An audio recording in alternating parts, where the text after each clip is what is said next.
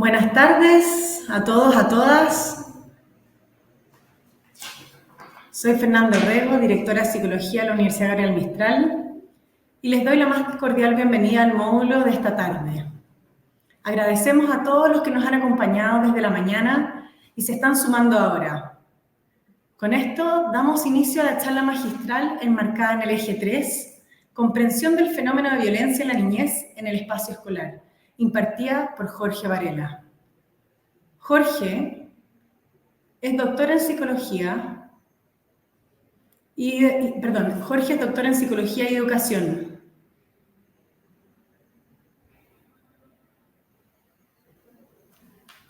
Magíster en psicología educacional de la Pontificia Universidad Católica de Chile, psicólogo también de la misma universidad.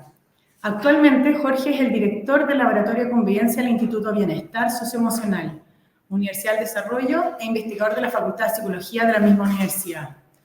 Jorge, te damos la más cordial bienvenida y te recordamos que cuentas con 20 minutos para la charla magistral y 5 minutos antes del término te informaremos de ello. Bienvenido, Jorge. Hola a todos y todas, muchas gracias por la invitación. Perdonen el ruido ambiente, pero por un tema personal estoy fuera de mi casa. Aquí hice una presentación que espero respetar los 20 minutos, siempre me paso. En caso de que no alcance, no hay problema en poder mandar la presentación o compartir lo que estamos haciendo. Ahí salen mis datos de contacto y mucha de esta información está en el del Fondesit regular que estamos ejecutando desde el año pasado. Ahí sale el número del proyecto y que es básicamente tratar de entender cómo funciona el clima escolar cuando pensamos en temas de violencia, de convivencia y habilidades socioemocionales.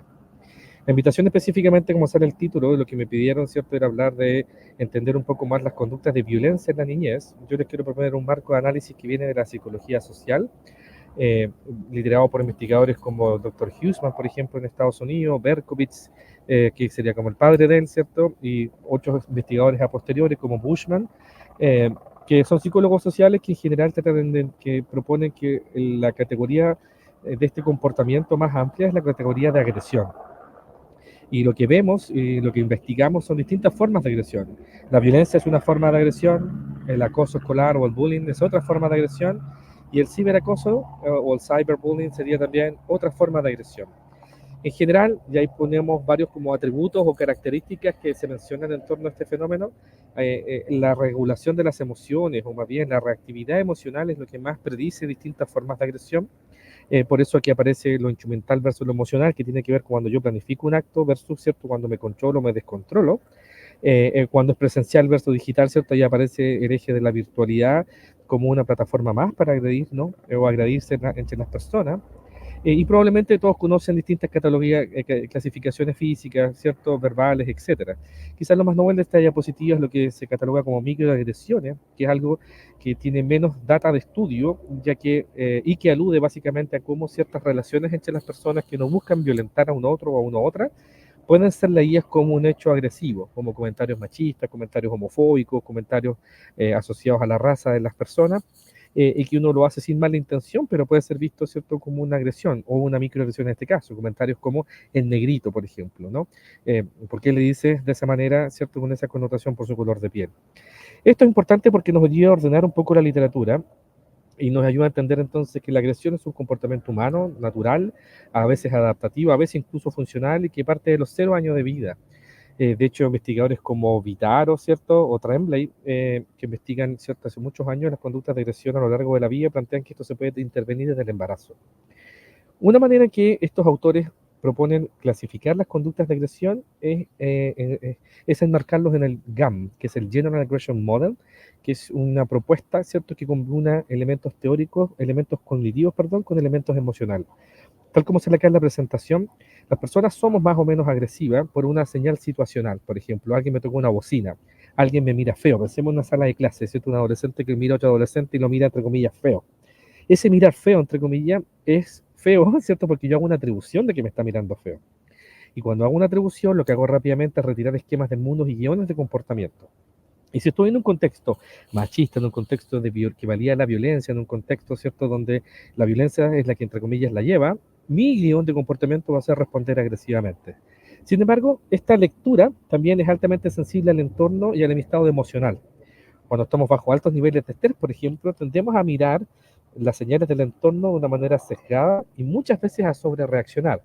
Imaginemos una ciudad con altos niveles de tráfico, cuando una persona está estresada y le tocan la bocina, lee esa señal como un acto mucho más agresivo, y si tiene un guión de comportamiento, ¿cierto?, que valía la violencia, es muy probable que esa persona se baje del auto y se ponga a pelear. Esto es importante para nosotros en el sistema escolar porque nos propone formas de intervenir. Por una parte, ofrecer distintos libretos de comportamiento, y por otra, cómo es importante regular entonces las emociones. Otra forma de agresión, que por suerte es menos prevalente, pero es mucho más impactante, es la violencia. Se define como una forma de agresión extrema, habitualmente que porta armas, que involucra delitos, que involucra homicidios, como las imágenes que aparecen acá. Columbine en el centro, que fue una de las primeras matanzas escolares en Estados Unidos, que lamentablemente ocurren casi todos los años. En realidad ocurren casi todos los años. Y abajo Virginia Tech, que fue lo mismo, pero en un contexto universitario. Sin embargo, la violencia también ha sido estudiada en el contexto chileno, no solo, ¿cierto?, con esta idea de psicología social como un comportamiento, sino que algunos investigadores chilenos, como Pablo Madriaza, Mauricio García, años atrás hicieron estudios longitudinales, estudios cualitativos para entender que en realidad este comportamiento no es un comportamiento que se da en el aire, sino que es un comportamiento que tiene un sentido, cumple una función. Por algo el adolescente es más o menos violento. Y ellos proponen, siento que en esta esquemita se ve mucho mejor, que los adolescentes son más o menos violentos como una forma de conocerse, reconocerse y ser jerarquizados en su grupo de pares. Es decir, en esa misma sala de clase, cuando yo miro a un compañero, no solo activo estas señales situacionales, sino también logro conocerte. ¿Cómo te logro conocer? Porque ve y logro saber tu respuesta. En esa respuesta, en ese intercambio, hay un reconocimiento de los compañeros de curso. Todos sabemos entonces quiénes se están mirando, quiénes están eventualmente amenazando, y eso entrega cierta jerarquía. Lo cual es interesante porque nos habla, ¿cierto?, que la conducta no es solo un control o descontrol de impulsos, sino que también hay ciertos sentidos que se le atribuyen a este comportamiento. Y que va de la mano con lo que investigábamos años atrás, por ejemplo, lo que propone Charlotte, un investigador del Brasil, donde él habla que hay que entender la violencia en su vínculo con la escuela, y ahí hablamos de violencia escolar, ¿cierto? Porque hasta ahora habíamos hablado de violencia, que esto puede ser circunscrito no solo a la sala de clase. Este autor brasileño plantea que cuando entendemos la violencia hay que entenderla en su relación con la escuela, que puede ser en la escuela, hacia la escuela o incluso de la escuela. Y ahí es súper interesante porque aparece, ¿cierto?, literatura vinculada a sociología, vinculada a la teoría de la reproducción, vinculada a cómo a veces estas prácticas escolares pueden ser muy violentas también con los estudiantes. Y es interesante porque nos da otro marco de análisis, ¿cierto? Y nos obliga a preguntarnos otras dimensiones. Yo con 8 investigadores agregamos esa cuarta dimensión que aparece bajito cuando hay violencia en el entorno. Yo creo que es algo que hoy día muchas comunidades escolares están sufriendo mucho porque ven mucha violencia en su entorno. Y eso muchas veces o muy fácilmente traspasa las paredes de la escuela. Otra forma de violencia, de agresión, es el famoso acoso escolar, o famoso bullying. Es una forma de agresión súper compleja que nace con la literatura, ¿cierto?, descrita por Dana Olbers, y nace afuera, y al igual y en Chile pasa lo mismo, por hechos de gran connotación pública. ¿Qué es eso? Particularmente se quitaron la vida a 3 adolescentes en Noruega, y este investigador que aparece en la foto acá empezó a investigar y encontró, ¿cierto?, que algo pasaba en la vida, ¿cierto?, de estos estudiantes en el colegio que explicaba su decisión o era un catalizador a esa decisión. De hecho, su primer libro se llama The Weeping Boys, los niños mamones, los niños llorones, si quisiéramos traducirlo. Pero si se fijan, es un hecho de connotación pública lo que explica el inicio. Y en Chile fue lo mismo. No sé si recuerdan el año 2006, cuando presenciamos el primer hecho de suicidio vinculado a acoso escolar. No quiere decir que antes no hayan habido tasas de suicidio, sino que evidenciamos y empezamos a vincular la decisión. Bueno, que justo va pasando un helicóptero arriba mía, perdón. Vinculamos la decisión que tomó un adolescente en la ciudad de Iquique, ¿cierto?, en el año 2006, en el mes de noviembre, y empezamos a encontrar, por ejemplo, fotos, lo que en ese entonces que decían que compañeros de curso ponían mensajes que bueno que te mataste si nadie te quería. Y de ese entonces, ¿cierto?, nosotros nos ha preocupado esto y empezamos a investigar lo que pasa con esta forma de agresión, que pongo aquí un poco de iconos de los diarios de esa época. Y el acoso escolar se partió investigando tal como aparece en esta imagen que está acá, como un fenómeno, entre comillas, psicológico, como un problema individual, en donde la pregunta era qué hace que un estudiante maltrate hacia un compañero y qué hace que a otro estudiante, ¿cierto?, no sepa defenderse, ¿por qué lo agreden así? Y efectivamente los primeros modelos explicativos eran estos. Vean la fecha de Olbers, una de las citas de Olbers.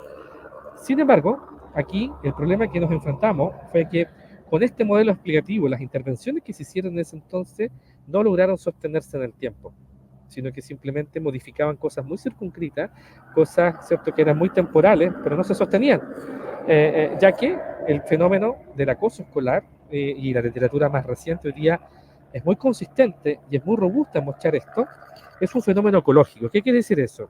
Ese atributo del estudiante, tanto víctima como victimario, matón y víctima, como aparece acá en la figura, es muy sensible al grupo de pares, a la relación con los pares, a la relación con el grupo de curso. En otras palabras, hay contextos escolares, hay salas de clases en donde da lo mismo que un compañero humille sistemáticamente a otro compañero, que es esta forma de acoso, ¿no? El acoso es esta agresión sistemática, permanente, de humillación, de maltrato, porque yo no me puedo defender.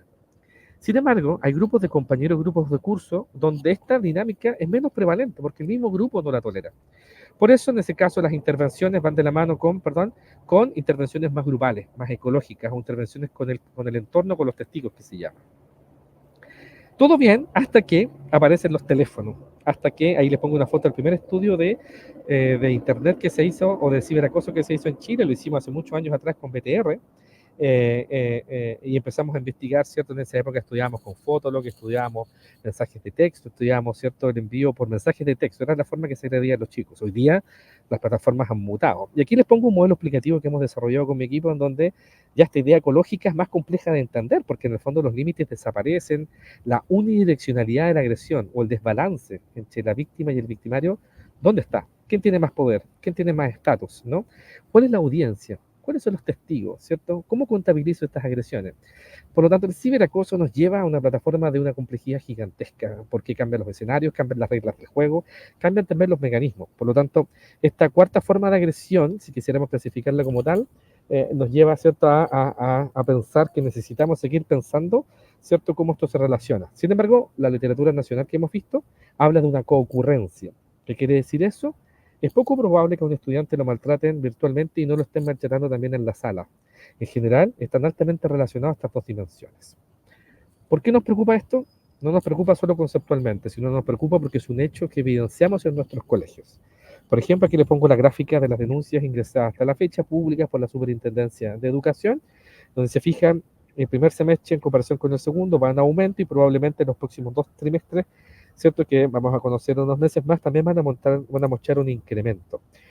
Solo el año, ¿cierto?, llevamos ¿cuánto? Casi 4.000 denuncias, y específicamente yo me quedé focalizada en aquellas que hablan del ámbito o de convivencia. Yo no podría hacer un zoom acá quisiera después en cada una de estas dimensiones. ¿Por qué nos preocupa? Porque la última encuesta nacional que tenemos de este fenómeno es la encuesta nacional de polivictimización, y un poquito más de un 20% señala que ha sido agredido por algún compañero o compañera, y lo más triste es que es por algún atributo. Si se fijan ahí el ítem, no es simplemente porque tuvimos una diferencia, un conflicto, sino que me agredieron porque soy distinto. Y eso es un problema, creo yo, a nivel nacional, es un problema, ¿cierto?, porque nos habla de un atributo de mayor complejidad en las agresiones, no solo de regulación, sino que esta desregulación estaría asociada, por ejemplo, a discriminación, a homofobia, ¿cierto?, a clasismo, a racismo, y que lo hace mucho más complejo. Este es el dato esperanza vida, este es el dato esperanza año, casi un 10% esperanza año, ¿cierto?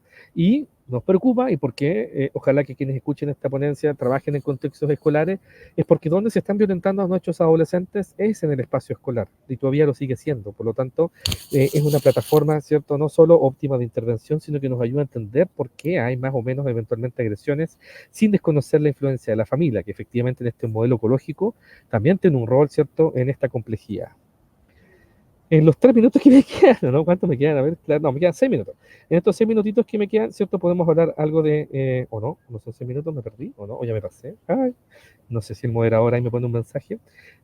¿Cómo se puede intervenir? Yo les pongo aquí algunos ejemplos de los estudios que hemos hecho, en donde qué variables hacen la diferencia. Por ejemplo, un estudio longitudinal que hicimos con adolescentes en Chile, en donde vimos que efectivamente 2 dimensiones del clima, el bonding, y que sería como una especie como de apego al colegio, y la satisfacción escolar se asocian, ¿cierto? Por eso aparece una flechita hacia el lado con 2 formas de agresión, tanto como víctima como victimario. Y esto explica un año después menos satisfacción con los estudiantes. En otras palabras, una manera de intervenir, por ejemplo, es fortalecer el clima, pero específicamente el apego y la satisfacción escolar. Otro ejemplo, este es un estudio en donde quisimos ver qué hacía una diferencia para las víctimas de acoso escolar. El eje que está abajo reporta ser víctima, el eje que está arriba nos dice una escala de satisfacción con la vida. En otras palabras, como las flechas van hacia abajo, o sea, las pendientes van hacia abajo, lo que nos dice, si yo soy agredido por mis compañeros, tiendo a reportar mucha menos satisfacción con la vida. Sin embargo, si tengo más apego al colegio, que es la pendiente roja que está ahí, que está casi plana, lo que me está informando es que eso se transforma en una especie como de vacuna o de inoculación frente a esa agresión, lo cual en este caso es una buena noticia. Esto con datos chilenos, ¿cierto?, de la región metropolitana. Otro estudio con datos también de la región metropolitana con estudiantes de distintas comunas. Es muy similar la relación. Acá lo que queríamos ver era conductas antisociales. ¿Qué explica que un adolescente tenga más conductas antisociales? Uno de los predictores más importantes era compartir con pares que tienen muchas conductas antisociales. Por eso la pendiente va hacia arriba. Sin embargo, si yo tengo más ORPE, perdón, que me obligó la revista a poner esa nomenclatura, es otra cara de attachment que se llama y de oportunidades de participación. Es decir, mientras más yo participo, me involucro y me siento parte del colegio, el efecto disminuye. Y de nuevo, se transforma o pareciera transformarse en un factor protector. Otro ejemplo, por ejemplo, nosotros trabajamos con un modelo que busca desarrollar competencias socioemocionales que se llama covitalidad. Una subdimensión de covitalidad es la gratitud. Y aquí encontramos un estudio súper interesante con adolescentes de Lima, en donde adolescentes que eran víctimas de ciberacoso tendrían menos satisfacción con la vida. Por eso es una de las pendientes va hacia abajo derechito, lo que nos dice que, y además longitudinal, es decir, me agredieron virtualmente y 6 meses después me siento mucho menos satisfecho. Pero, si yo tengo altos niveles de gratitud, fíjense la pendiente que está con puntito, que es casi cero el efecto. De nuevo, se transforma como una vacuna, es decir, como que me pueden molestar virtualmente, pero como que me diera lo mismo, lo cual es súper interesante como mecanismo protector. Otro ejemplo que vimos en pandemia en Chile, con adolescentes y jóvenes que eran víctimas de ciberacoso, se deprimían más, con el PHQ-9, con una escala bien robusta de depresión. ¿Qué encontrábamos acá? Que el desconectarse, por una parte, y apagar el teléfono o ignorar las situaciones, era un factor protector, pero solo cuando la agresión de ciberacoso era alta. De hecho, cuando era muy baja, era lo contrario, era incluso peor. Pero cuando la agresión es alta, cuando hay altos niveles de ciberacoso, desconéctese un rato y eso le va a ayudar, ¿cierto?, a tener menos síntomas depresivos. Eso yo creo que sería yo creo que como las ideas más importantes de la ponencia nuestra. Me gusta y quiero ir cerrando con esta imagen pensando que hace una semanita más o menos conmemoramos el Día Internacional de la No Violencia. Entiendo que hoy día se está conmemorando además el Día de la Salud Mental y que son elementos que van de la mano para los que trabajamos, ¿cierto?, en convivencia escolar y en prevención de violencia, ¿no? Y aquí esta frase de Gandhi yo creo que es súper interesante, si bien es un personaje que todos conocemos, pero yo creo que últimamente está menos presente, ¿cierto? Quizás porque no tiene redes sociales, no nos acordamos tanto de él, ¿no? Y creo que es relevante porque en el fondo las sociedades más violentas, ¿cierto?, las construimos todos y todas. Y en ese sentido, lo que mostramos con nuestra presentación es de que la violencia no es un fenómeno aislado, no es un problema psiquiátrico, ¿cierto?, no es un problema, ¿cierto?, psicológico, y esto que yo soy psicólogo, sino que es un fenómeno altamente situado y altamente contextual. Eso nos ayuda a entender lo que explica este comportamiento, pero al mismo tiempo nos ayuda a pensar estrategias de intervención. ¿Por qué? Porque lo que hay que modificar no solo la conducta individual, sino que yo puedo empezar a modificar la relación con los pares, el clima de aula, la relación con mis docentes, la relación entre docentes, y así puedo seguir subiendo y no, por temas de tiempo no les podemos echar más estudios, en donde vamos también mostrando cómo climas de aula, barrios menos violentos, también explican mejores niveles de convivencia y por ende menos formas de violencia en la niñez dentro del espacio escolar. Eso por mi lado, entiendo que ahora hay unos minutitos de preguntas de los que estén conectados, así que no sé si dejo de compartir la presentación o no, ahí ustedes me dicen. Muchas gracias, Jorge. Súper interesante la ponencia. Se nota que hay harta información y podríamos estar mucho tiempo conversando. Damos por finalizada esta charla, sin embargo, vamos a continuar con el espacio y ronda de preguntas. Para ello vamos a tomar la pregunta que quedó aquí justo instalada. Susana nos pregunta si tienes algunas reflexiones, ideas para fortalecer el clima positivo de la convivencia escolar, especialmente en los establecimientos educacionales ubicados en la zona roja, la zona más compleja. Entonces quisiéramos saber si tienes algunas ideas. Siempre queremos los tips para aquello. Exacto. Las 10 formas de éxito, ¿no? Acá lo importante es mirar experiencias exitosas nacionales e internacionales porque nos sirve aprender de los demás, de sus éxitos y sus fracasos. En general, lo más promisorio para la promoción del buen clima y prevención de la violencia son los modelos que se llaman de Whole School Approach, que es de escuela multicomponente que se llama, que son estrategias que se promueven a nivel individual, escolar, sala de clases, por ejemplo, familia y barrio. Ahora, si bien eso suena súper inespecífico, esto se organiza, se articula con los niveles de riesgo de los estudiantes. Y ejemplos de estrategias muy específicas con esto, el consejo más grande que daría sería una frase que hacen estos investigadores e investigadoras que habla de: cuando yo quiero prevenir violencia, no solo debo estar buscando problemas de convivencia. Gestionar el clima no es solo buscar violencia, sino que yo también puedo estar buscando, ¿cierto? Y en ese contexto, si yo solo estoy buscando, por ejemplo, en un recreo, supongamos que yo superviso un recreo. ¿Cómo superviso un recreo? ¿Qué voy a estar mirando? Si los alumnos están peleando. ¿Por qué? ¿Por qué hay que estar preocupado de los alumnos que peleen y no, por ejemplo, estar reforzando, interactuando positivamente, incentivando, dialogando, vinculándome más con todos los estudiantes? Que es un cambio de paradigma. Si solo busco problemas de convivencia, solo problemas de convivencia voy a encontrar. Entonces yo creo que ese es el primer consejo y es el más importante porque te saca como de la caja tradicional de cómo intervenir. Ahora, después de intervenciones específicas, nosotros hemos hecho unos diseños cuasi experimentales con programas de habilidades socioemocionales, con distintas competencias, ¿no? Que van en torno a uno mismo, la relación con otro, y eso también mejora la convivencia, incluso en la zona roja. Otros ejemplos de intervenciones son salir de la caja, y tenemos un proyecto que trabaja con mascotas, y hemos metido perritos en la sala de clase, y después de intervenciones guiadas con perritos en la sala, solo después de 4 sesiones mejora, por ejemplo, la gratitud, mejora la conducta, con diseños cuasi experimentales, entonces nos permite de alguna manera a tener mayor atribución de causalidad. Entonces, ejemplos hay montones, y si me escriben un mail yo les puedo mandar páginas de proyectos o programas que han tenido buenos resultados.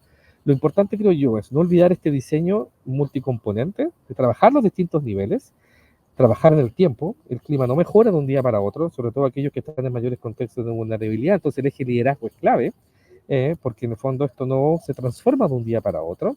Y lo tercero sería, no solo busquemos problemas de conducta, ¿no? ¿Cuándo fue la última vez que le dijimos a un estudiante: estoy orgulloso de ti, lo estás haciendo súper bien? Se nos olvida hacer eso, ¿no? Y cuando pensamos en violencia estamos solo pendientes del que es violento. A veces, si cambiamos ese paradigma, esto mejora. Y a los que tienen ya más problemas más serios hay que intervenir ya con ayuda a veces de especialistas, porque a veces ya se escapa del colegio. Por ejemplo, el tema de portes de armas, a mi juicio, hay otros actores que hay que subir en la mesa: Ministerio Público, las policías, porque nuestros colegios no tienen las herramientas, y no sé si les corresponde hacerse cargo de eso, porque esa arma no salió del colegio, esa arma viene de afuera, viene del barrio. Por lo tanto, ahí creo que son otros los actores que tienen que intervenir ahí. En Gracias. fin, ahí hay algunos ejemplos que no sé si suman a la pregunta. Sí, estaba pensando en el cambio de paradigma que mencionaste, y frente a eso tengo otra pregunta que creo que se puede estar vinculado, que pregunta si hay evidencia respecto a cómo se enseña este concepto de la gratitud como factor protector, y que aparece bastante novedoso en tu ponencia. Lo que estamos haciendo nosotros con este modelo Covitalidad es tratar de meterlo en el currículum.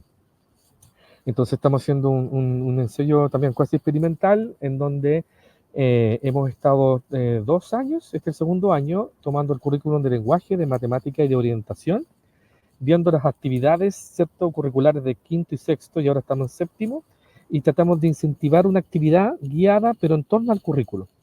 Entonces, si ves alguna operación matemática, por ejemplo, o ves, no sé, por algún poema, no me acuerdo ahora el currículum, perdón, porque ahí estoy con una colega que es profe, que cacha mucho más que yo de currículum, tomamos como excusa, entre comillas, el trabajo de ese contenido y lo relevamos como una actividad.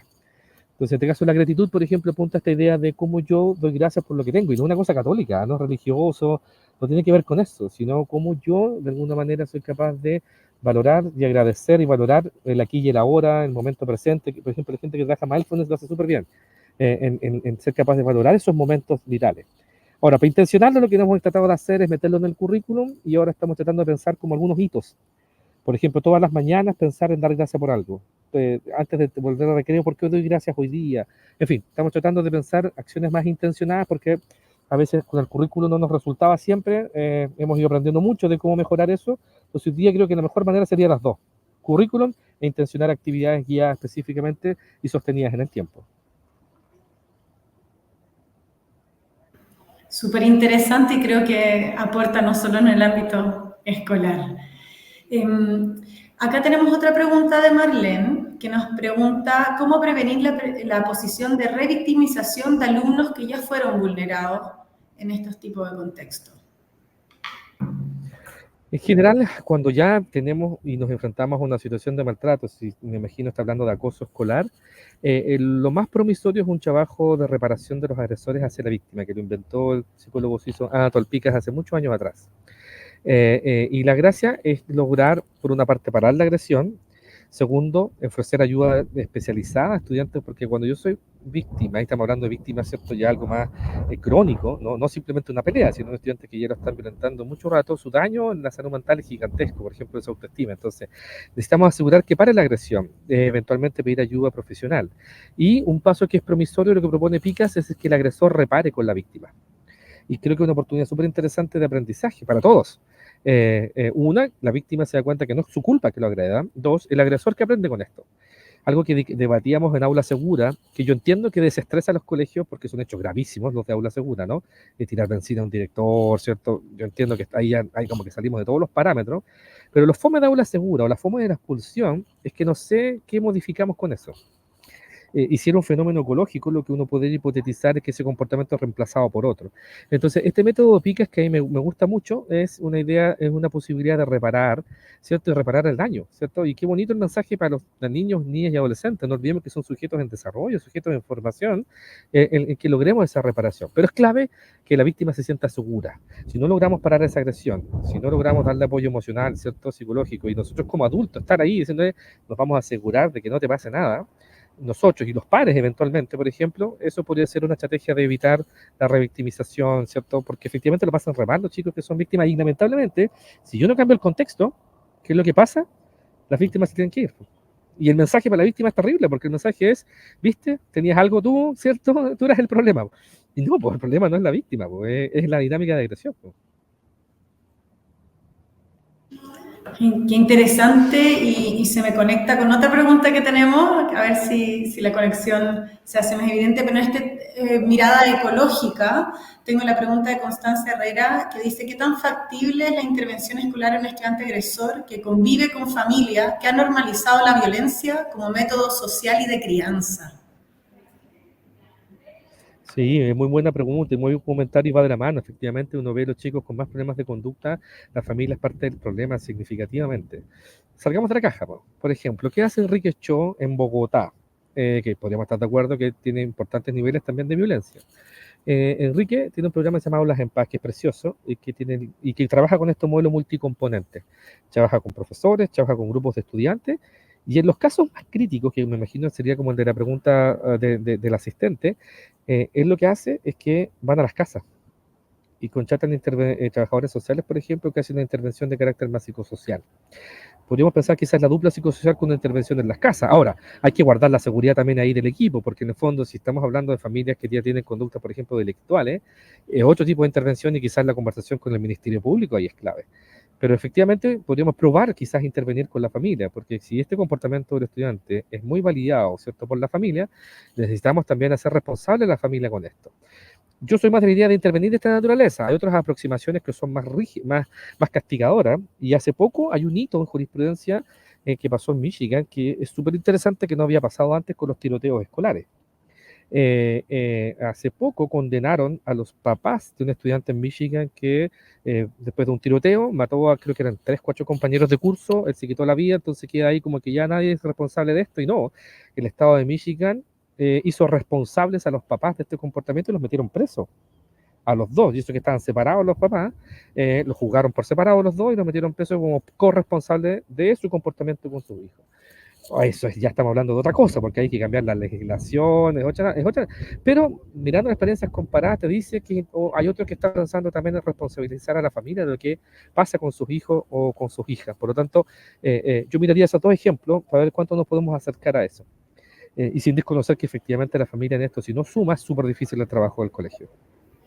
Y quizás ahí podríamos conectar con la pregunta de Marco Antonio, que pregunta si estás de acuerdo en que considerando la participación de la madre en el proceso de enseñanza se logra disminuir la violencia. Sí, de todas maneras, pues las familias que son... Es que lo que pasa, lamentablemente, yo siempre con la misma broma, lo que pasa en esto, como los curitas que están en misa, que retan en misa, los que van a misa por los que no van a misa. Entonces, en general, las familias que están más fidelizadas al colegio tienen hijos mucho más prosociales. Entonces, ahora, de nuevo, salgamos de la caja. ¿Por qué la familia no va al colegio? La gente que trabaja en temas familia y escuela, una de las tesis que dice que es súper interesante es que en general cuando citamos a la familia es solo para retarla.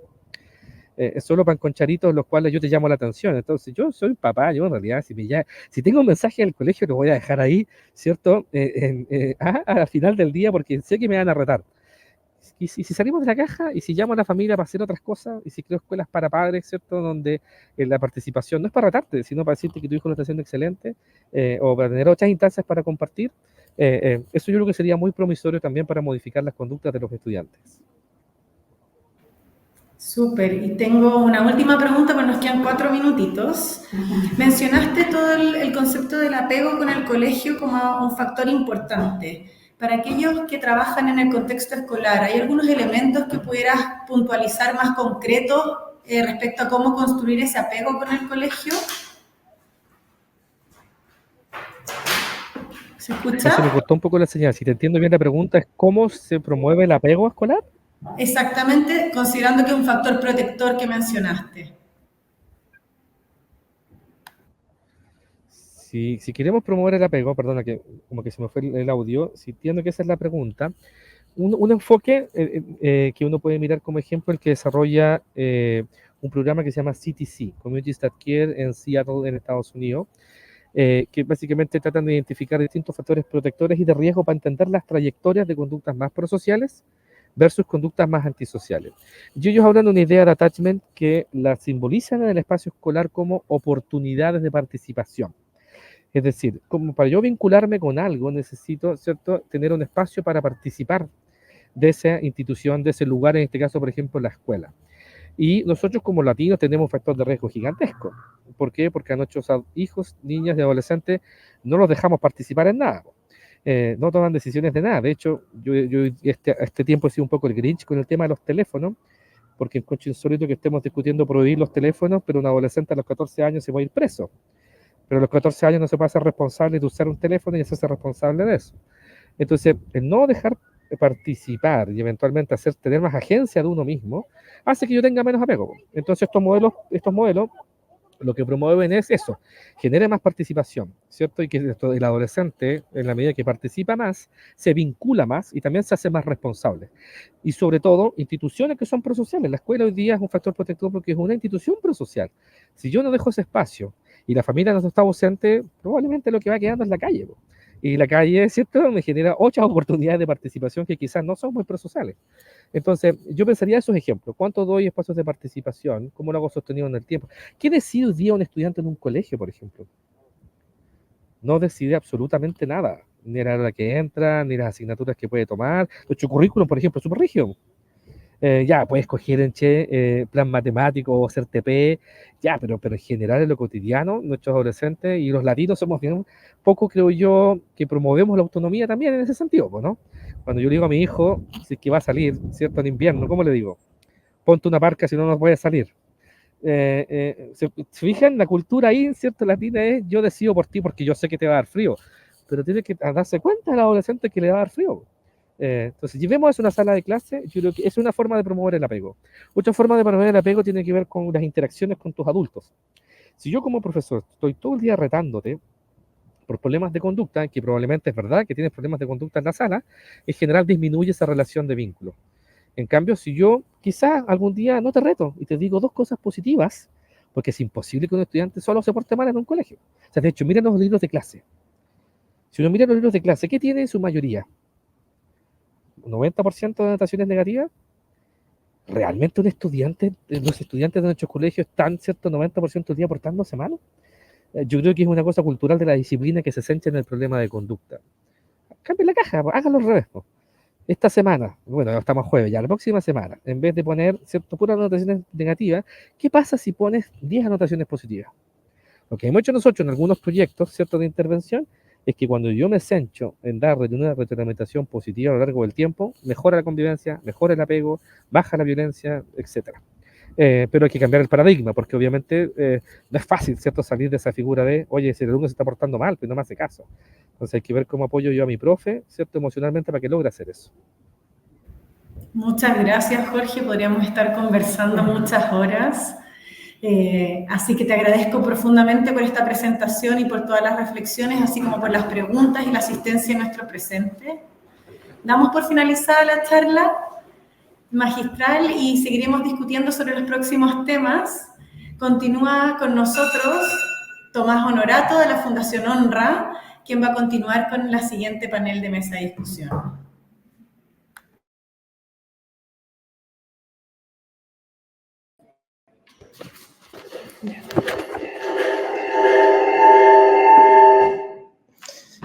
Bueno, muchas gracias. Muchas gracias, Fernanda, por este pase. Por mi parte, muy contento y feliz de poder saludarlos a todas y a todos y a nombre de la Universidad Gabriela Mistral, de la Escuela también de Psicología y de la Fundación Honra. Estamos muy felices por la participación que hemos hoy día tenido. Queremos saludar también a aquellas personas que están con nosotros desde las regiones, ¿no es cierto? Veíamos que hay personas que nos contaban que están desde Arica, desde Puerto Montt, desde Ñuble, también saludar a personas que nos están acompañando también fuera de Chile. Y para continuar, vamos a seguir con este congreso, nuestro tercer y último panel, denominado Comprensión del fenómeno de la violencia en la niñez en el espacio escolar. Para eso les quiero presentar a quienes nos van a estar acompañando en este panel. Tenemos en este caso a distintos expositores. Quiero comentarles que va a estar acompañándonos en este caso Eliseo Lara Órdenes. Él es profesor de filosofía, licenciado en educación, licenciado en filosofía, magíster en literatura y doctor en estudios americanos. Actualmente es director del programa de pedagogía en educación media para licenciados y titulados, director del Laboratorio de Educación y Calidad de Vida y académico investigador del doctorado en Educación y Sociedad de la Universidad Andrés Bello. Actualmente se desempeña como investigador responsable del proyecto A Convivir se Aprende en la región de O'Higgins y entre sus diversas publicaciones este año publicó el libro Cómo hacer tu primer artículo científico en Santiago, la edición es A89. También nos va a acompañar Joaquín Ávila, que él es analista de investigación y desarrollo de la Fundación Volando en B, sociólogo de la Pontificia Universidad Católica de Chile. Asimismo, estará con nosotros Valentina Reyes, ella es licenciada en Sociología de la Universidad de Chile, cursando el magíster en Psicología Educacional también de la misma casa de estudios. Actualmente se encuentra trabajando como coordinadora de medición de programas de convivencia escolar en la Fundación Volando en B. Y para terminar con este panel va a estar con nosotros Javiera Cuellar Urrutia. Ella es estudiante de cuarto año de Psicología de la Facultad de Psicología de la Universidad Diego Portales.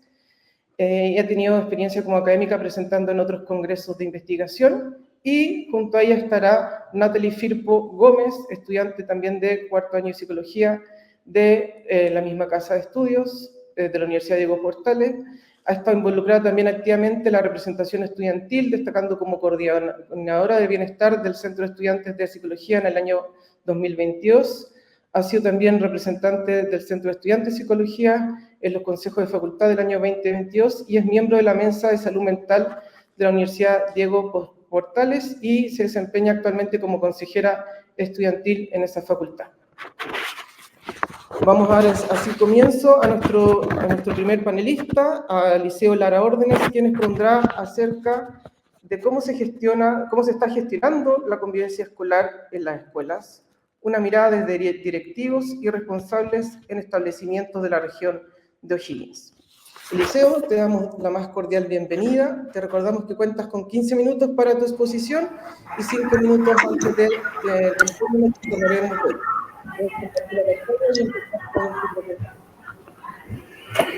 Muchas gracias, Tomás.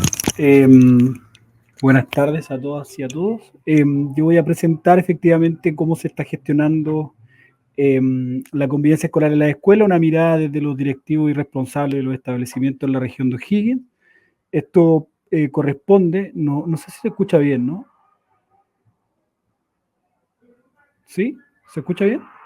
Pero no veo que se presione el... Perfecto, ya. Esto es una mirada que estamos interviniendo nosotros, 25 establecimientos en la región de O'Higgins a partir de un fondo de investigación que se llama A Convivir se Aprende. Este es un fondo del Plan de Reactivación Educativa y en el fondo eso es lo que les voy a presentar, algunos resultados preliminares del trabajo que se viene haciendo.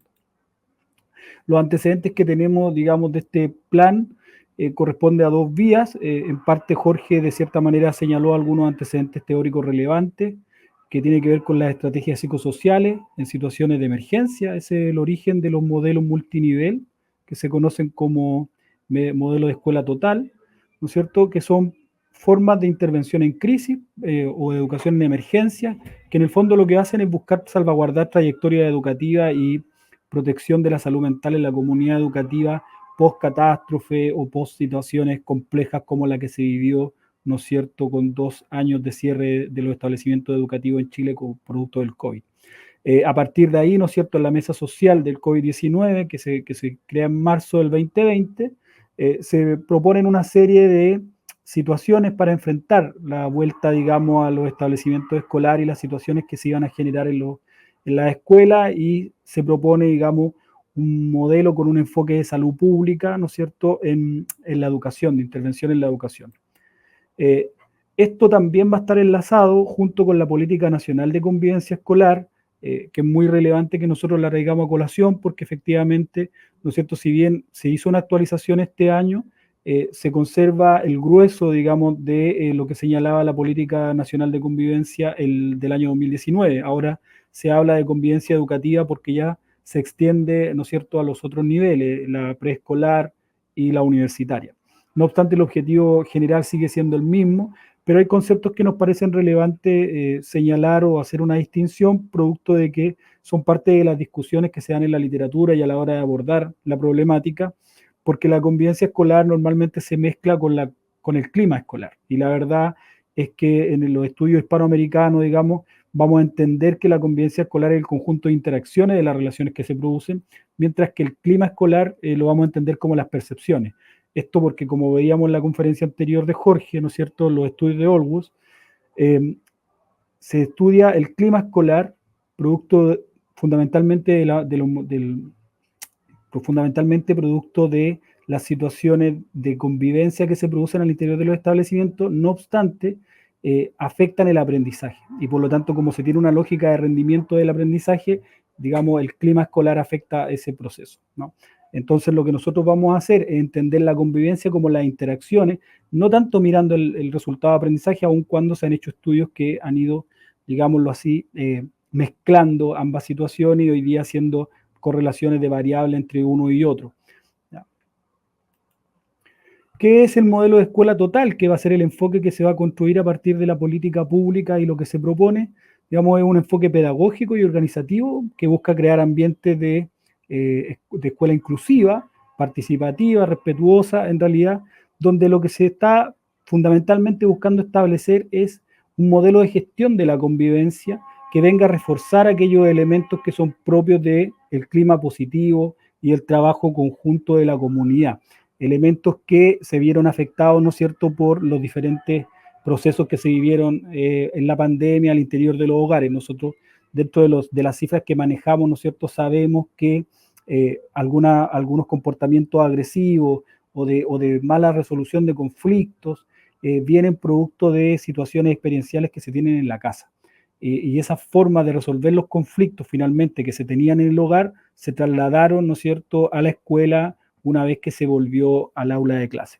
Entonces, este tipo de situaciones que tiene factores de estrés, factores de ansiedad y otros que están asociados, que ustedes supongo que han estado poniendo atención, ¿no es cierto?, al Congreso durante el día, que han estado diferentes estrategias y discusiones al respecto.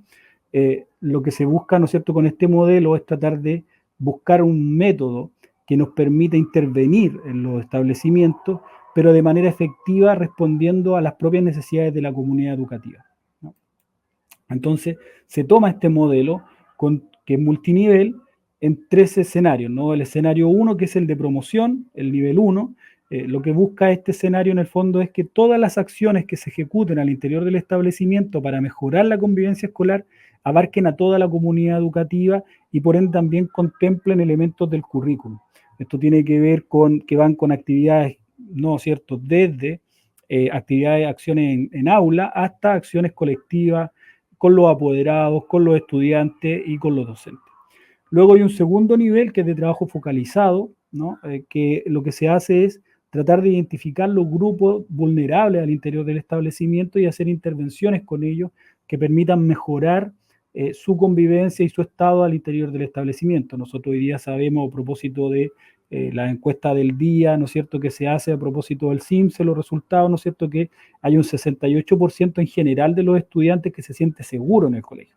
Pero sin embargo, hay un 32% que no se siente seguro, ¿no? Y esto es coincidente con las encuestas internacionales que muestran de que un tercio de los estudiantes en realidad se siente vulnerado o se siente inseguro al interior de los establecimientos educativos, y eso es lo que hoy día también tenemos que buscar resolver, ¿no? Y un tercer nivel que tiene que ver con el individual, que es ya cuando hay situaciones que son más complejas, como las que hablaba Jorge al final de su presentación, ¿no es cierto?, y entre medio de las preguntas, que obedece ya a situaciones delictivas o de consumo de droga o de otro tipo de tratamientos que en realidad obedece a que intervengan otros actores del entorno en la convivencia. Muchas veces nosotros nos focalizamos que el problema de la convivencia escolar es un problema solamente de la escuela, y en realidad hay factores del entorno que también es pertinente considerar.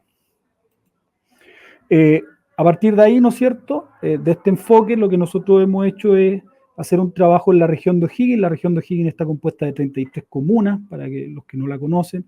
Tiene 711 establecimientos escolares, 39 particulares, 277 particulares subvencionados, 395 municipales o SLEP dependientes, ¿no? Y tiene una cobertura de alrededor de 194.000, 195.000 estudiantes, más 13.000 docentes de aula. En el caso de las denuncias particulares en el ámbito de convivencia, la denuncia de la Superintendencia de Educación, para aquellos que no lo conocen, ¿no?, tiene 9 ámbitos, y dentro de uno de esos ámbitos está la convivencia escolar. Después vamos a ver en detalle los temas, y luego tiene separación por subtema cuando uno va a hacer una denuncia. En el ámbito exclusivamente de la convivencia escolar del año 2020 hubieron 405 denuncias en la región, en el 23 562, y este año, el 2024, los 2 primeros trimestres, hay 205, lo cual significa una baja considerable, teniendo en cuenta de que todavía falta el trimestre, que a veces termina siendo el más complejo, que es el último, ¿ya? ¿Qué es lo que hemos visto nosotros respecto de la gestión de la convivencia y qué es lo que señalan los propios directivos respecto de cómo hacer mejor la convivencia, ¿no? Primero, que hay que tener un modelo de gestión del liderazgo distribuido. Normalmente la estructura de los establecimientos lamentablemente todavía sigue siendo muy rígida, que toda la responsabilidad parte, digamos, en el director y en la gestión que él puede liderar desde ahí, y lo que estamos en el fondo, y lo que ellos mismos señalan, es buscar la participación de otros liderazgos, incluso de los profesores jefes, con una mayor, digamos, participación también en la propuesta y toma de decisiones. La participación democrática e inclusiva de la comunidad. Hoy día estos son elementos que se han visto reforzados por la política pública. No obstante, cuando uno llega a las comunidades educativas, se ve que hay una poca participación, y esto lo vemos, por ejemplo, en la forma de construir los reglamentos internos de convivencia. La formación y la preparación de los docentes para enfrentar las situaciones de violencia. Hoy día también sabemos, ¿no es cierto?, que hay una baja preparación al respecto. Incluso en términos estadísticos sabemos también de que los encargados de convivencia escolar, digamos, tienen pocos estudios referidos a la convivencia, y eso también termina permeando, dañando, digamos, el trabajo de gestión. Si bien es cierto, un número importante de encargados de convivencia escolar hoy día son psicólogos, psicólogas, trabajadores sociales y docentes, la verdad es que no tienen elementos que les permitan que esa gestión se involucre, por ejemplo, o se transversalice en el currículum y permita generar estrategias pedagógicas de aprendizaje de una mejor convivencia. Y eso efectivamente también termina generando una problemática de la cual te tienen que hacer cargo los establecimientos. Hay una falta de existencia de rutinas que favorecen el desarrollo de las actividades pedagógicas, y por otra parte, tampoco se ha desarrollado una lógica de poder romper los pactos de silencio frente a las situaciones de acoso o las conductas, digamos, impropias que se producen al interior de los establecimientos.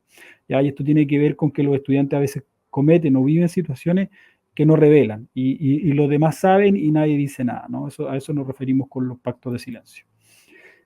Aquí vienen los datos relevantes para nosotros respecto de lo que hemos hecho como intervención, como AXA, digamos. ¿Por qué? Porque en el año 2022 aquí podemos ver, digamos, los tipos de denuncia y cómo han bajado en un aspecto que es relevante, que es el maltrato entre estudiantes. ¿No? El año 22 hubieron 240 denuncias, el 2023 300, pero en lo que va del 2024 van solamente 116. Y eso obedece también a la forma en la que han sido abordados los diferentes conflictos al interior de los establecimientos, no permitiendo que estos escalen y lleguen, digamos, a resoluciones, digamos, mucho más conflictivas y violentas como esto, toparse a golpes, ¿no? ¿Cuáles son las comunas que nosotros hemos intervenido? El año 2023 intervenimos 7 comunas y el año 2024 estamos interviniendo 5. Las comunas intervenidas el 2023 fueron Chimbarongo, Granero, Las Cabras, Navidad, Peumo, San Fernando y Santa Cruz. De ellas, 5 venían del año 2022, por lo tanto, hicieron abandono porque eso para 2 años el proyecto nada más, y continuamos solamente con Granero y Las Cabras en fase de continuidad del 2024 y se sumó Peralillo, Pichidegua y Chépica. Ahora, ¿por qué es relevante esto? Porque el modelo está hecho para que los procesos de acompañamiento que se hacen a través de universidades se haga de manera escalonada, ¿no? Se vaya moviendo en distintas comunas y en distintos focos, digamos, problemáticos al interior de cada región. Los datos de la comuna, o de la región, mejor dicho, ¿no? Aumentaron entre el 2022 y el 2023 un 26,5%, donde 3 comunas concentran el 48% de los casos, Rancagua, San Fernando y Machalí. Sin embargo, San Vicente de Tahuatahua, Las Cabras, Mostazal, Litueche y Santa Cruz fueron las comunas que más denuncias aumentaron en convivencia el año 23, y ahí están los números, ¿no es cierto?, de referencia. No obstante, la región de O'Higgins sigue siendo una comuna de baja incidencia en el número nacional, con un 4,44% de las denuncias a nivel nacional, ¿ya? No obstante, hay situaciones que son mucho más complejas que los ámbitos netamente de violencia al interior del establecimiento, que tiene que ver con las ideaciones suicidas y otro tipo de situaciones complejas de salud mental que se han ido presentando en los establecimientos. Ahora vamos a la síntesis, porque ya creo que estoy ahí como en los minutos. En la gestión de la convivencia existe una alta fidelidad al programa, hay una valoración muy positiva, se percibe una mejora en las prácticas de la convivencia escolar. Los directivos en general evalúan no solamente positivamente el acompañamiento en los aspectos de gestión, apuntando a que se permita ajustar la política educativa a la realidad de los propios establecimientos. Y esto es súper relevante porque uno de los problemas que cuando se generan políticas públicas es que cuesta aterrizarlas en los centros educativos. Bueno, lo que hacemos como universidad en este caso es poder justamente aterrizar a las necesidades del propio establecimiento, rescatando por una parte el conocimiento que tienen los profesionales, tanto docentes como equipo profesional adjunto, digamos, en la formulación de la construcción de un proyecto de gestión de la convivencia acorde, digamos, a sus propias necesidades. Los resultados generales, ¿no? Primero, que ya les señalaba, hay una poca formación docente en convivencia escolar, hay una desconexión en los equipos escolares y docentes sobre la convivencia educativa, es decir, por una parte los equipos directivos señalan algunas apreciaciones respecto de la convivencia y los cuerpos docentes señalan otras, y ahí se genera una descoordinación que es relevante a la hora de poder resolver estos conflictos. El tiempo de trabajo formativo y de gestión que no son coincidentes y que no son los óptimos. Una integración de aspectos de la convivencia escolar en la planificación curricular, ahí hay una ausencia, se ve, se palpa, digamos, cada vez que uno revisa cómo se está planificando el currículo. Y finalmente, ¿no es cierto?, los compromisos de las actividades realizadas y los participantes que valoran, ¿no es cierto?, esta participación en el proyecto. Bien, ahí hay algunas sugerencias, pero estamos en el tiempo y por respeto a los demás colegas que vamos hasta acá, pero esto es en el fondo la presentación que yo tenía. Muchas gracias.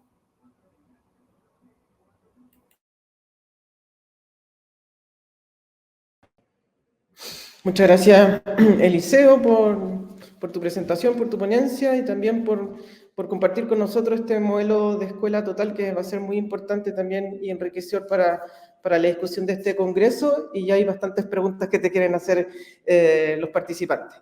Invitamos también a todos y todas las participantes que puedan ir dejando sus preguntas en el chat. Y para continuar vamos a seguir con nuestro panel. Invitamos en este caso a Valentina Reyes y a Bernardita Peñafiel, las que van a exponer acerca de la violencia en el mundo digital, análisis de la relación entre la victimización cibernética y variables sociodemográficas y relacionales. Valentina y Bernardita, les damos la bienvenida. Les recordamos que tienen 15 minutos para su exposición y 5 minutos antes de su término les vamos a estar informando de ellos. Mucho éxito con su presentación.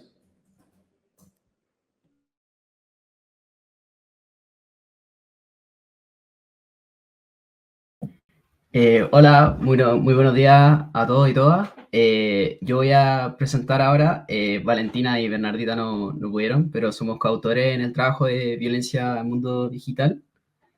No sé si se ve ahí la presentación.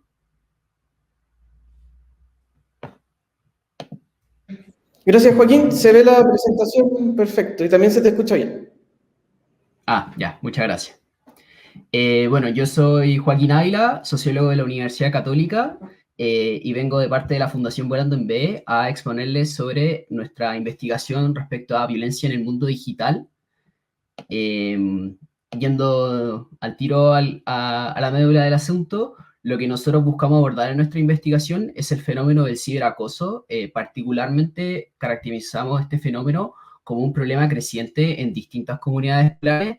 Hemos observado que afecta tanto al clima escolar como al bienestar estudiantil de estas mismas comunidades, y algunos datos que nos permiten enmarcar un poco esto son el hecho de que 1 de cada 3 jóvenes ha sufrido acoso en el mundo digital y 1 de cada 5 ha faltado a la escuela por esta misma causa, por el ciberacoso.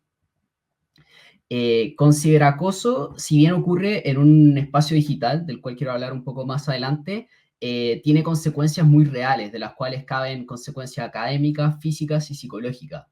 Algunas consecuencias que podemos nombrar son la aislación, la suplantación de identidad, la difusión de falsos rumores y las intimidaciones, todas las cuales son elementos que se conjugan y repercuten de manera negativa en las relaciones sociales de las personas, tanto a nivel físico como a nivel digital, y que conllevan un posible aumento en la probabilidad de sentimientos de aislamiento. Quiero sentar las bases de nuestra investigación a partir de 2 conceptos principales que nosotros manejamos: mundo digital y agresiones cibernéticas. Con mundo digital me refiero a un espacio donde se puede editar, producir, intercambiar y transmitir datos e información en general. Dentro de este mundo digital que incorpora muchísimos aspectos de lo que vienen siendo las nuevas tecnologías, quiero destacar sobre todo las redes sociales digitales. Precisamente me refiero a Instagram, TikTok, WhatsApp. Todas estas redes sociales digitales es donde se posibilita el desarrollo de lo que llamamos las agresiones cibernéticas. Las agresiones cibernéticas son un tipo particular de agresiones escolares que difieren de, como por ejemplo, las agresiones físicas, en las cuales, en las agresiones físicas, tanto la víctima como el agresor deben estar, por supuesto, en el mismo espacio. Pero lo que difiere y que es novedoso de las agresiones cibernéticas es el hecho de que el agresor y la víctima no tienen que estar necesariamente en el mismo espacio. Por ejemplo, no tienen que estar ambos en la escuela o en el colegio. Pueden estar uno en el supermercado, en su hogar, yendo a la casa de un amigo. Lo que tiene de novedoso es que finalmente no están restringidas por eso, por lo mismo, por el hecho de que estén en el mismo terreno al mismo tiempo. Ciertos autores nos permiten ayudar a entender un poco más este fenómeno del ciberacoso. Quiero partir hablando sobre la teoría del aprendizaje social. En esta teoría, el autor Orengo destaca sobre cómo los comportamientos de agresión en general pueden ser aprendidos y reforzados por nuestras interacciones cotidianas. Es decir, estamos hablando de un fenómeno del ciberacoso que no solo sea a nivel individual de parte del agresor y de la víctima, sino que es algo que en cierta medida todos tenemos un grado de responsabilidad. Por parte de la Fundación Volando en B, a nosotros nos gusta tratar el fenómeno de las agresiones en general como algo que se da siempre por parte de una multitud de actores. Siempre existe un espectro desde el agresor que comete la victimización y la víctima, y siempre existe un barrido de posibles espectadores, defensores y una serie de personas que siempre participan en esto. Por eso quiero destacar el hecho de que al final las agresiones son un hecho que son tanto individual como colectivo.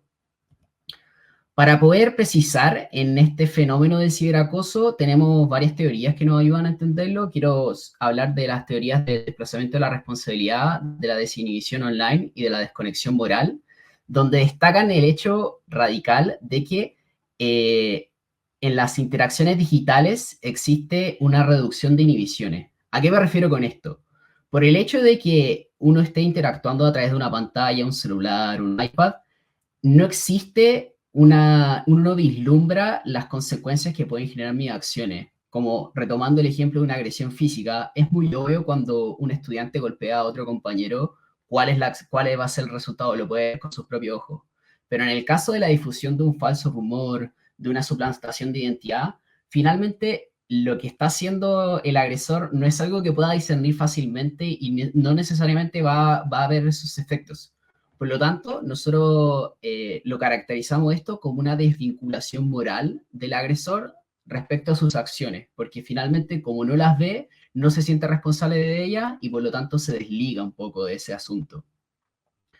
Todo esto nos lleva a buscar entender este fenómeno del ciberacoso como un hecho social y que se da a nivel individual y colectivo, y para el cual buscamos comprenderlo de distintas aristas. Nosotros hemos destacado las aristas de clima de convivencia escolar, porque encontramos que la serie de variables que hemos seleccionado de clima de convivencia escolar dan cuenta de este aspecto relacional que tiene el ciberacoso, porque finalmente es algo que siempre se da en comunidad, no es únicamente, repito, de parte de un agresor a una víctima o dos agresores a una víctima, siempre es un fenómeno que se da en comunidad y por lo tanto queremos buscar adentrarnos un poco en este aspecto relacional del ciberacoso. Para eso nosotros proponemos, bueno, nuestro objetivo general, el cual habla sobre el análisis del rol de las variables sociodemográficas y de clima de convivencia escolar en la victimización cibernética. Y nosotros desagregamos esto en tres etapas, tres objetivos específicos. Hablamos primero del análisis entre la relación entre variables sociodemográficas y el ciberacoso, entre las dinámicas de interacción entre pares y el ciberacoso. Y por último también precisamos con las variables de conocimiento de normas y formación y convivencia escolar con el ciberacoso. Nuestra metodología comprende un análisis de ecuaciones estructurales. Optamos por esta metodología por el hecho de que tanto clima de convivencia escolar como victimización cibernética no son variables directamente observables, por lo tanto notamos el análisis de ecuaciones estructurales como una herramienta adecuada para esto y designamos la victimización cibernética, por supuesto, como nuestra variable dependiente.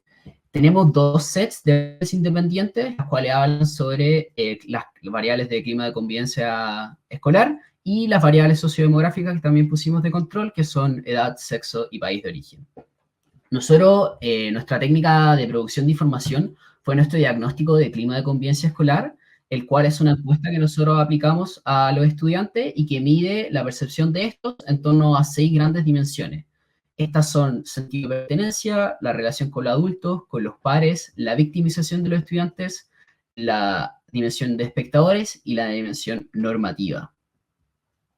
La muestra que recabamos es de alrededor de 1.909 estudiantes, el 49% son mujeres y el 51% hombres, y nosotros recopilamos toda esta información durante el primer semestre del año 2024 en 11 establecimientos educacionales de la región metropolitana de Los Lagos. Y también los estudiantes que fueron encuestados están todos desde quinto básico a cuarto medio. Acá tengo una tabla con todos los resultados que nosotros obtuvimos. Acá tenemos todas las dimensiones de las variables que les hablé y sus respectivas subdimensiones. No les voy a hablar de todos los resultados porque si no acá estaríamos demasiado rato, pero sí hemos destacado algunos resultados que nos parecieron particularmente interesantes y que nos llamaron la atención bastante. Quiero hablar en concreto de 3 principales hallazgos que encontramos. El primero es la relación positiva que encontramos entre la relación de pares y la victimización cibernética. Con esto me refiero al hecho de que aquellos estudiantes que manifiestan sentirse más cercanos a sus compañeros reportan índices de ciberacoso más altos. En segunda instancia, nosotros observamos que existe una relación negativa entre el sentimiento de aceptación de los pares y el conocimiento de normas del establecimiento con el ciberacoso también. Es decir, a medida que aumentan el sentimiento de ser valorado por mis compañeros y que tanto la víctima conoce las normas del establecimiento, disminuyen los niveles de ciberacoso. Y también vemos en tercera instancia de que la edad también posee una relación negativa con la victimización cibernética, siendo los estudiantes más pequeños y más jóvenes los cuales reportan los mayores índices de victimización cibernética y viceversa también es cierto. Los estudiantes mayores son los que reportan los menores índices. Pasando ya a las conclusiones de nuestra investigación, quiero detenerme primero en esta asociación que encontramos entre la relación de pares y el ciberacoso. A nosotros nos llamó la atención en primera instancia este hallazgo porque quizá uno podría pensar que son aquellos estudiantes más aislados o quizás que están menos incorporados a los distintos grupos sociales, los cuales finalmente reciben los mayores niveles de acoso. Pero lo que hemos observado es precisamente todo lo contrario. Son aquellos estudiantes que se manifiestan estar más cercanos a sus compañeros, los cuales reciben los mayores índices de ciberacoso. Nosotros proponemos explicar esto por el hecho de que se esté dando un fenómeno de normalización de la violencia. ¿A qué me refiero con esto? Me refiero a que en el trato común y corriente entre estudiantes de un colegio hay ciertas actitudes y comportamientos que podrían ser caracterizados como agresivos, pero que son validados por la comunidad estudiantil en general y por lo tanto no llaman la atención, simplemente pasan desapercibidos. Por eso podríamos explicar el hecho de que si, por ejemplo, un compañero en particular se suma a un grupo de amigos, al estar más integrado, finalmente va a recibir mayores tratos de este tipo que pueden involucrar conductas más agresivas. Es particularmente difícil solucionar este problema porque lo que para un estudiante puede ser violento, para otro no. Quizás para un compañero una broma es simplemente una broma, pero para otro sí es un acto como molesto o sí le cae muy mal. Entonces existe un límite de violencia difuso en ciertas ocasiones que es difícil de vislumbrar. En segundo lugar, quiero hablar sobre cómo el sentido de aceptación, es decir, que tanto me reconozco valorado por mis compañeros, actúa como un factor protector, lo cual nos habla de que finalmente la aceptación, por supuesto, y en mayor medida la empatía es un elemento relevante a la hora de buscar abordar el fenómeno del ciberacoso, considerando de que este es un factor protector, siempre va a ser clave abordarlo ya sea por una intervención o actividad, considerar el hecho de que la aceptación es una herramienta que nos ayuda a combatir las agresiones cibernéticas. En tercer lugar, quiero hablar sobre cómo la edad es un factor relevante también. Nosotros notamos, como les dije antes, de que finalmente son los estudiantes más pequeños los cuales reciben los mayores niveles de agresión, lo cual nos lleva a, por supuesto, relevar esta variable y decir que debe ser considerada cuando se busca hacer una intervención. Esto se puede traducir ya sea considerando las segmentaciones de intervenciones, quizá un tipo de intervención para los estudiantes más pequeños, un tipo de intervención para los estudiantes más mayores, pero siempre considerando que la RAC juega un rol relevante. Y por último, de parte de la Fundación, quiero hacer un llamado a la necesidad de programas educativos integrales que promuevan la empatía y la aceptación. Con programas educativos integrales me refiero a programas que finalmente involucren a toda la comunidad, no solo quizás a los encargados de convivencia escolar o a determinados psicólogos o quizás a un grupo problemático de estudiantes, sino que todos los miembros de la comunidad se deben unir. Como les dije antes, nosotros desde la Fundación consideramos las agresiones escolares en general y el ciberacoso como un fenómeno que se da en grupo.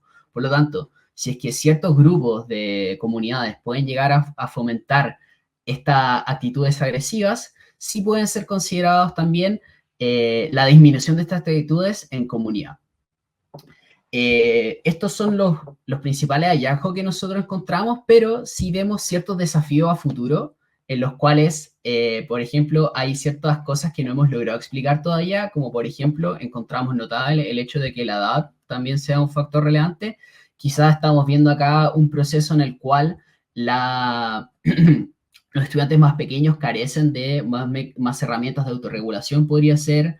También nos llama la atención el hecho de que sea el conocimiento de normas por parte de las víctimas una variable que disminuya ese proceso. Sería interesante saber por qué para la víctima que conozca la norma eso disminuye su nivel de ciberacoso.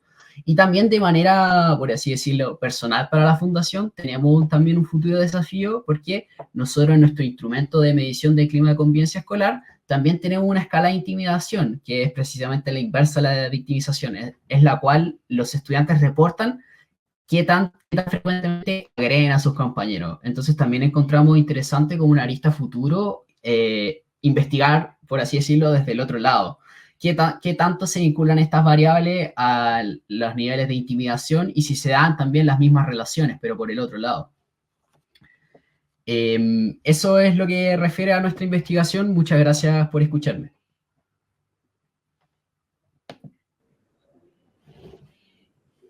Bien, muchas gracias, Joaquín. Bueno, hay estos desafíos en materia de violencia en el mundo digital, así que excelente la ponencia y nos deja bastante desafiados. Para continuar, invitamos en este caso a Javiera Cuellar y a Natalie Firpo, quienes van a exponer acerca de la representación social de los derechos del niño que posee la niñez en la tercera infancia. Javiera y Natalie, bienvenidas a este congreso. Les recordamos que cuentan con 15 minutos para su ponencia. 5 minutos antes les vamos a estar informando de su término, y también queremos informarles a las personas que están escuchándonos que en el chat va a estar una encuesta de satisfacción que va a ser muy importante que la puedan ir completando para así registrar su asistencia y también puedan obtener el certificado de participación al Congreso. Y con esto ya damos inicio a nuestra última ponencia, Javiera y Natalia. Así que adelante. Muchas gracias. Bueno, buenas tardes a todos los presentes. Mi compañera Javiera Cuellar y yo estamos aquí para compartir los hallazgos de nuestra investigación cualitativa sobre la representación social de los derechos del niño que posee la niñez en la tercera infancia.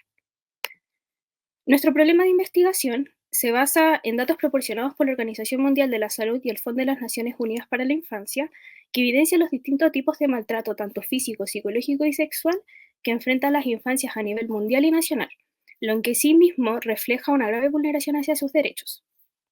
En este sentido, la UNICEF es la organización internacional encargada de promover la Declaración y Convención de los Derechos del Niño, garantizando el correcto disfrute y ejecución de estos. Tanto los individuos como los gobiernos tenemos la responsabilidad de reconocer y proteger estos derechos mediante la implementación de distintas medidas legislativas. En el caso de Chile, podríamos observar, por ejemplo, la Ley General de la Educación, que impulsó la implementación de reformas curriculares y nuevas políticas educativas destinadas a incorporar gradualmente la enseñanza de los derechos del niño en la enseñanza básica. Sin embargo, es sabido que las infancias se encuentran permeadas por una categorización de inocencia e indefensión que perfilan sus conductas y roles en la sociedad a través de los distintos medios de comunicación, las escuelas y los adultos. Esto evidencia que la niñez ha vivenciado vulneraciones y han recibido información específica que les permite, mediante la representación social, elaborar y conformar su comportamiento y comunicarse según la manera en que estos medios entienden y le presentan el mundo a las infancias. Bueno, para sentar las bases de nuestra investigación, proponemos 3 conceptos principales. El primero sería la representación social. Este es un sistema de conocimiento, creencia y valores compartido por un grupo social que les permite a las personas interpretar y comprender aspectos de la vida cotidiana. Estas representaciones son un fenómeno colectivo que influye en cómo vamos a percibir, pensar y actuar frente a distintos temas, personas y situaciones, basándose principalmente en 3 dimensiones. La primera sería la información. Esta es de dónde proviene el saber. El segundo sería el campo representacional, que es cómo nosotros ordenamos jerárquicamente nuestro saber. Y el tercero sería la actitud, que este puede ser un posicionamiento favorable, neutro o desfavorable en cuanto a la representación social como tal. El segundo concepto de análisis sería el derecho de los niños, niñas y adolescentes. Estos se agrupan en 4 principios fundamentales, que sería la no discriminación, el interés superior del niño, el derecho a la vida y su desarrollo y el derecho a la participación. Estos principios se sustentan en 10 derechos esenciales para la niñez, que son los que presentamos gráficamente en nuestra investigación hacia los niños, donde el primero de estos sería el derecho a la no discriminación, seguido del derecho a la protección especial, el derecho a tener nombre y nacionalidad, el derecho a alimentación, vivienda y atención médica, el derecho a comprensión y amor por parte de la familia y la sociedad, el derecho a la educación gratuita, a divertirse y jugar, el derecho a la atención y ayuda en caso de peligro, el derecho a protección ante abandono y maltrato, y a una educación que fomente la solidaridad, la amistad y el amor. Ya la tercera infancia, como último concepto de análisis, abarca a niños y niñas entre los 6 y los 12 años, quienes cursan la educación primaria y dependen económicamente de algún adulto o del Estado. Durante esta etapa es crucial el proceso de socialización que ocurre en las escuelas, así como el establecimiento de los fundamentos de su personalidad. En el ámbito fisiológico experimentan tanto cambios relacionados con su estatura, peso, coordinación motora o su capacidad atencional. Cognitivamente desarrollan más habilidades que tienen que ver con el pensamiento crítico, lógico y abstracto. Bueno, dentro de nuestro objetivo de nuestra investigación, tenemos describir las representaciones sociales de los derechos del niño que posee la niñez en la tercera infancia. Bueno, pasando al marco metodológico, tenemos primero los elementos teóricos, que sería la entrevista etnográfica, que permite comprender cómo los informantes dan significado a su cultura a través de sus experiencias. El texto etnográfico resultante incluye una introducción, descripción del entorno, metodología y un análisis que combina detalles descriptivos con patrones culturales, facilitando la comparación con otras comunidades. Utilizamos esta metodología que permite analizar una conversación con preguntas no directivas en las que se busca comprender en profundidad a los sujetos inmersos. Después tenemos la estrategia de recolección de información. Tenemos la selección de informantes, que los informantes son personas correspondientes a la tercera infancia, y la aplicación de técnicas, que aplicamos la entrevista etnográfica a cada uno de los 4 informantes, guiadas por una pauta de entrevista, la cual se registró a través de audio. Luego tenemos las estrategias de análisis e interpretación de la información. Para analizar e interpretar la información, organizamos el material obtenido reuniendo los archivos de audio recolectados durante la entrevista para proceder a la transcripción de estos. Durante el proceso de organización del material nos enfocamos en 2 direcciones. Primero, anotaciones que hagan concordancia con el objetivo principal de la investigación y las peculiaridades que cada investigador considere pertinentes. Una vez organizado el material y realizadas las transcripciones de este, se realizó un análisis de información y datos cualitativos obtenidos para dar paso a la elaboración del texto etnográfico. Por último, tenemos las consideraciones éticas. La selección de participantes se realizó mediante la invitación a adultos con hijos en el rango etario adecuado. La participación era voluntaria, requiriendo consentimiento informado del tutor y asentimiento del niño. Los participantes podrán abandonar el proceso libremente. Mantuvimos el anonimato y la confidencialidad de la información, que fue protegida mediante archivos digitales con contraseña y documentos físicos bajo llave. La investigación sigue el Código de Ética del Colegio de Psicólogos de Chile, la Declaración de Singapur, y está supervisada por el Comité de Ética de la Universidad Diego Portales. Ante vulneración de derechos, también se informará al comité y se tomarán las acciones necesarias.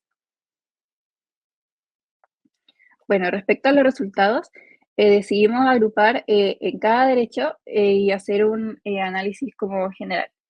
Primero tenemos el derecho a la no discriminación, que los niños entrevistados aprenden este derecho principalmente en la escuela.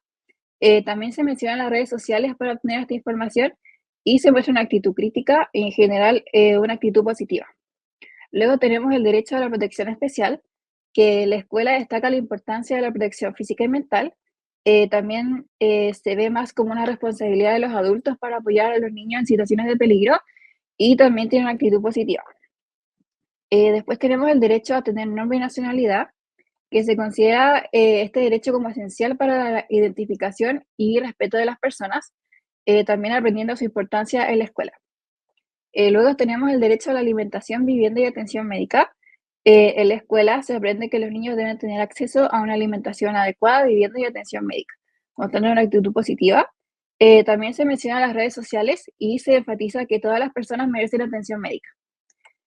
Por último, tenemos el derecho a la educación y atención a la discapacidad. Dentro de la escuela es donde los niños pueden ver este derecho en práctica, ejemplificando a algunos de sus compañeros. Se muestra una actitud favorable hacia la educación y atención especial para niños con discapacidades, viéndolos como sujetos iguales. Ya pasando al sexto derecho, sobre la comprensión y amor por parte de la familia y la sociedad, se logra reconocer una importancia que destaca el amor por parte de la familia nuclear, la extensa y el barrio. No obstante, se posee un especial valor por la privacidad. De manera general, la actitud hacia este derecho es favorable y este también fue aprendido dentro de la escuela. El séptimo derecho, que tiene que ver con la educación gratuita de divertirse y jugar, se presenta como el cual la niñez posee mayor cercanía y dominio, siendo uno de los más importantes para ellos, ya que destacan su valor hacia la protección hacia el juego como una actividad recreativa, social y educativa. claramente tienen una actitud favorable y este también fue aprendido en la escuela y dentro de las familias. Ya como octavo derecho sería la atención y ayuda en caso de peligro, se presenta como una respuesta a la adversidad y un pilar fundamental para el bienestar emocional y el desarrollo saludable del entorno de la infancia, que fue aprendido dentro de las familias y tiene una actitud favorable. Y ya el noveno derecho sería el de protección ante abandono y maltrato. Este se puede percibir que las infancias tienen un reconocimiento y comprensión por este tipo de realidad que vivencian algunos tipos de infancia, donde también se destaca la figura adulta como un responsable de entregar estas ayudas y cuidados correspondientes, que fue aprendido también durante el colegio.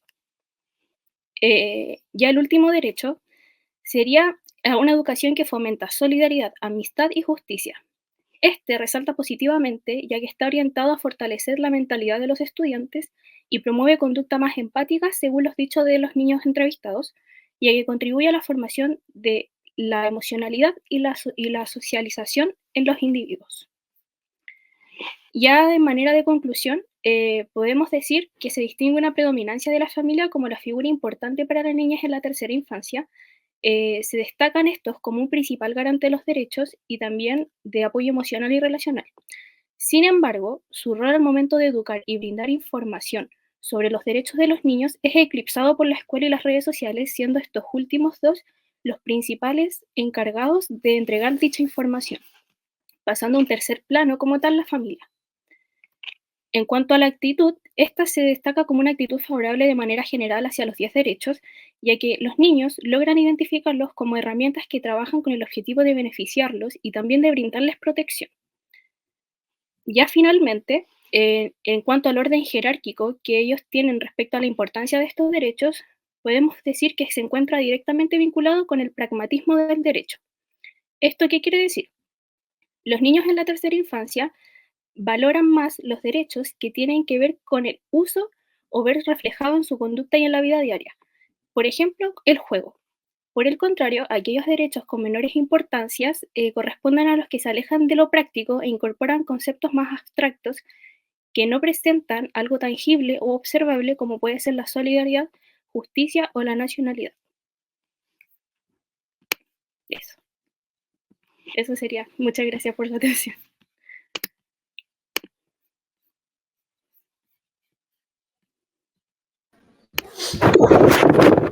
Muchas gracias, Javiera y Natalie. Para continuar, vamos a dar espacio a las preguntas. Los invitamos entonces a que puedan ir escribiendo en el chat, ¿no es cierto?, las preguntas que puedan ir teniendo.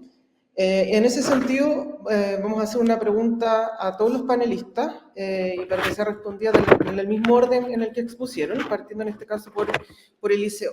Y la pregunta es la siguiente: ¿cómo creen ustedes que las políticas educativas actuales pueden mejorar la gestión de la violencia escolar, tanto en entornos físicos como también en los espacios y en contextos de tipo digital? Eliseo. Sí, bueno, es que hay varias cosas que hay que tener en consideración. Uno, cuando se hace una política pública es porque se pone el foco, ¿no es cierto?, y el énfasis en tratar de resolver de manera transversal una problemática. En el caso de la violencia, tiene como muy bien lo expresó Tomás, que era el segundo ponente, si no me equivoco, ¿no?, que reemplazó a las chicas. Él habló, ¿sí?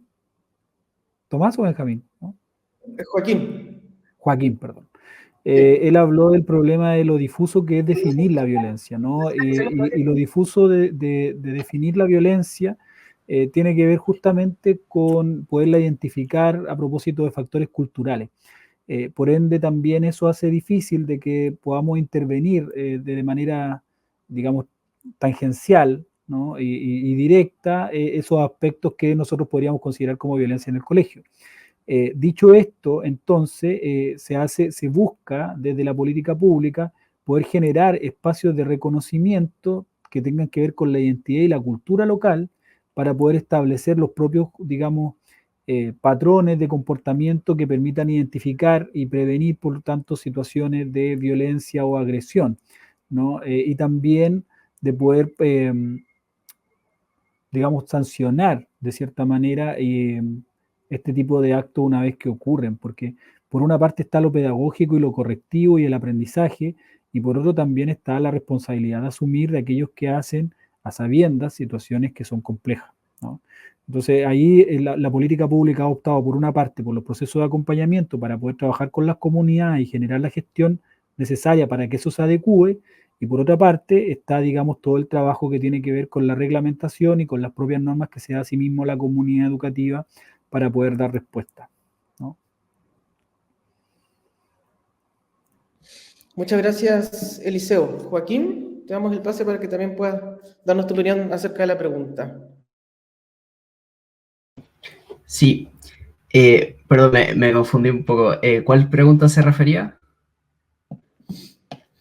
La pregunta es, ¿cómo crees tú que las políticas educativas actuales pueden mejorar la gestión de la violencia escolar, tanto desde el punto de vista en los entornos físicos como también desde el punto de vista de los contextos digitales? Bueno, yo creo que partiría respondiendo por lo digital, que es, bueno, lo que nos centramos en nuestra investigación, pero sobre el rol de las políticas públicas, al final siento que lo que hay que hacer es facilitar a las distintas comunidades escolares, facilitarle herramientas para que los alumnos en sí mismos sean capaces de navegar de mejor manera por estos espacios nuevos. Si bien existe un gran número de protocolos, de reglas, instructivos, herramientas que existen para regular y poder velar por la buena comunidad escolar en los espacios físicos en general, si bien obviamente hay muchos problemas, estos son claramente más regulados.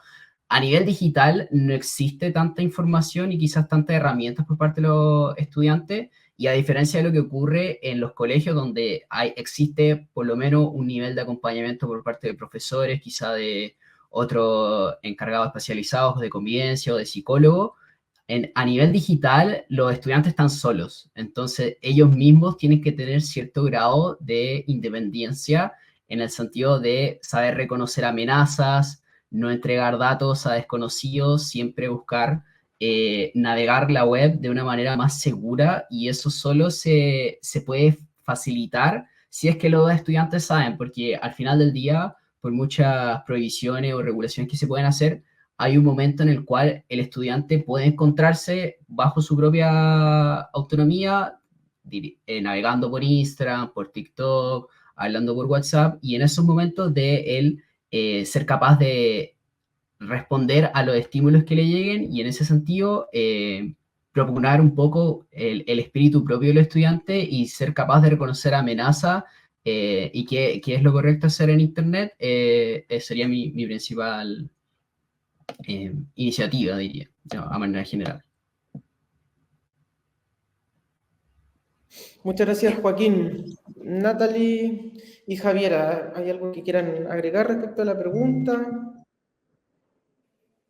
Sí, o sea, bueno, nosotros al menos en nuestra investigación, si bien nos centramos en analizar los efectos que tienen las políticas públicas dentro del ámbito educacional, creemos que las escuelas desempeñan un papel crucial en enseñar estos derechos desde la temprana edad, porque como nuestro rol como psicólogos igual, esto va a influir como factor protector dentro de la salud mental de los niños.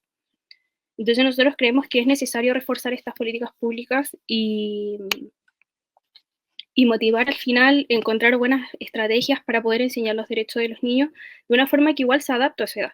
En el caso de nosotros, por ejemplo, dentro del proceso de la investigación, aplicamos imágenes gráficas para representar cada uno de los derechos, lo cual fuese algo más acorde para la edad que tenían los niños que entrevistamos.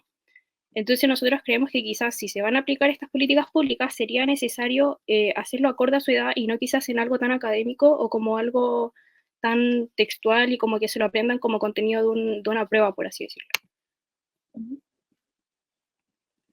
No sé, Javiera, si quería agregar algo. La verdad es que dijiste todo. Estoy muy de acuerdo contigo.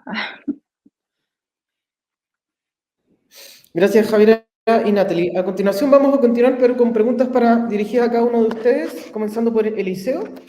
Eliseo nos pregunta, Janet en este caso, y nos dice así: ¿cómo manejan e intervienen ustedes los casos de convivencia insana, específicamente entre pares de estudiantes de hogares disfuncionales? Mira, más que una intervención directa, porque nosotros como universidad en este caso lo que hacemos es hacer un acompañamiento y orientamos, digamos, cómo se genera la gestión de la convivencia en el centro educativo.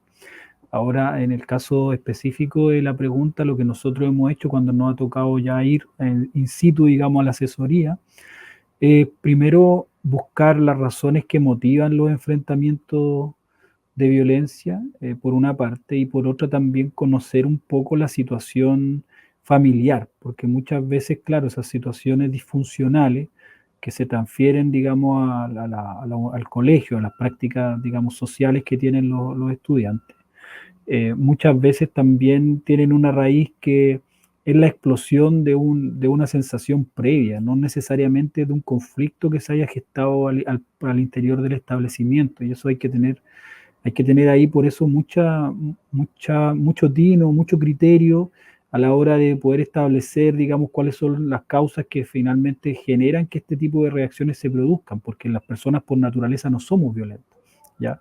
O sea, ahí hay teorías, digamos, al respecto que avalan esto, sino que son las circunstancias. La teoría con la que nosotros estamos trabajando, que es la que explicó Jorge, digamos, en su conferencia, que tiene que ver con la teoría de Bronfenbrenner, ¿no es cierto?, que es la que ocupa la OMS también, ¿no?, el modelo ecológico. Entonces lo que se busca ahí es finalmente salvaguardar la situación de los estudiantes, pero pudiendo un poco indagar en la situación de su familia. Ahora, ¿cuál es el problema que se gesta acá? Por una parte está la situación específicamente psicológica del individuo, ¿no es cierto?, en este caso del estudiante y su entorno familiar, y por otra el contexto escolar, que tiene que ver con una forma de pedagogización.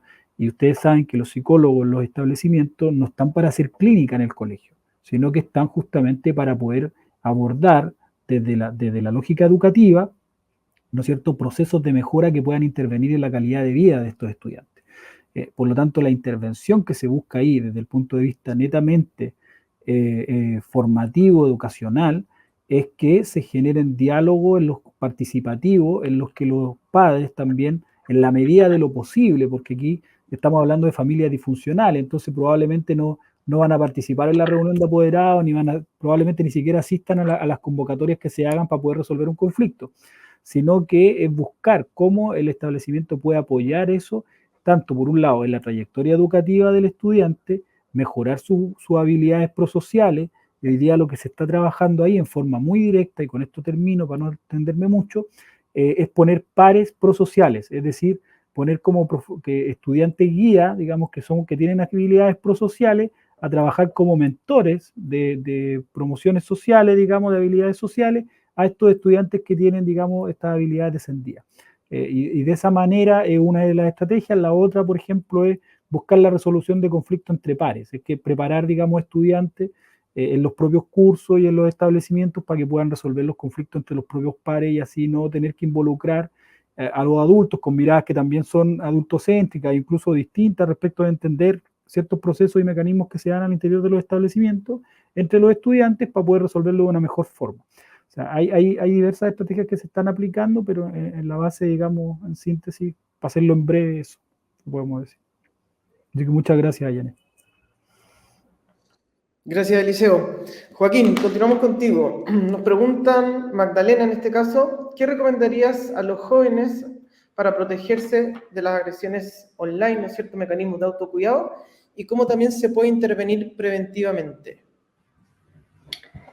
Sí, yo creo que hay que destacar el rol acá que hace la comunidad escolar. Precisamente lo que traté de hacer énfasis en mi presentación es el hecho de que el fenómeno de las agresiones, ya sean digitales o agresiones en general, son un proceso que se da en grupo, no es solo a partir de la víctima y el agresor.